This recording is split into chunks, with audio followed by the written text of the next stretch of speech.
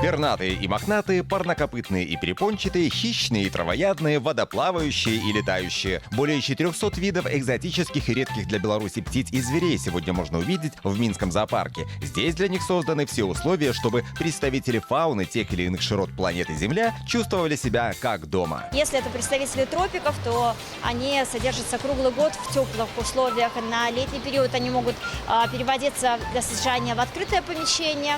Мы стараемся, чтобы они бывали на свежем воздухе.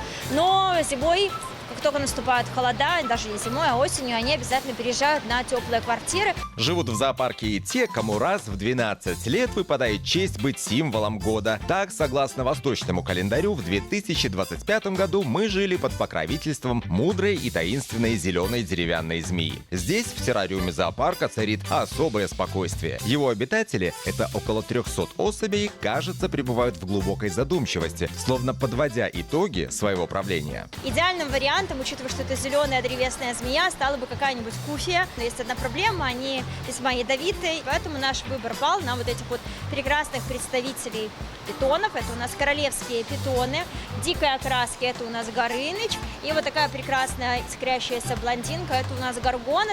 Змеи символизируют знания, тайны и глубокую интуицию. Весь год они учили нас гибкости и способности адаптироваться, а теперь с достоинством уступают место новому покровителю. На смену спокойной мудрости приходит бушующая энергия. У конюшни атмосфера совершенно иная. Эти благородные скакуны, словно чувствуя приближение своего часа, полны энергии и задора. Сегодня в Минском зоопарке проживает 18 лошадей различных пород. К выбору символа года сотрудники подошли очень серьезно. У нас достаточно лошадей в Минском зоопарке, хватает. И с учетом того, что в этом году все-таки символ года огненная лошадь, и у нас есть варианты лошадок, и вот мы как-то решили сделать кастинг. Посетителям предложили за понравившегося кандидата проголосовать в соцсетях зоопарка. А дальше были жаркие баталии и борьба за право стать достойным символом. Под финал года интрига была раскрыта. Сердечки, лайки и огоньки сделали свое дело. Блестящая рыжая масть лошади по кличке Зара определила ее фаворитом. Да и перед обаянием этой красотки устоять невозможно. Ей 7 лет будет в 26 году.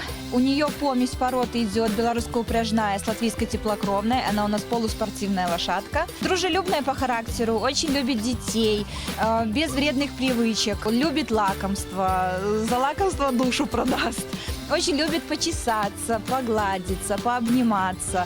Лошадь 2026-го особенная. Она полна харизмы, вдохновения, готова отогнать все неудачи и негатив. Единственное, чего требует взамен благородное животное – внутренней дисциплины и самоотдачи. Согласно гороскопу, год лошади вступает в силу 17 февраля 2026 года. Мы провожаем мудрости змеи и встречаем энергию лошади, готовясь к новому витку событий. Пусть 2026 принесет силу духа, скорость в достижении цели, яркие эмоции и, конечно же, крепкое здоровье и благополучие. С Новым годом!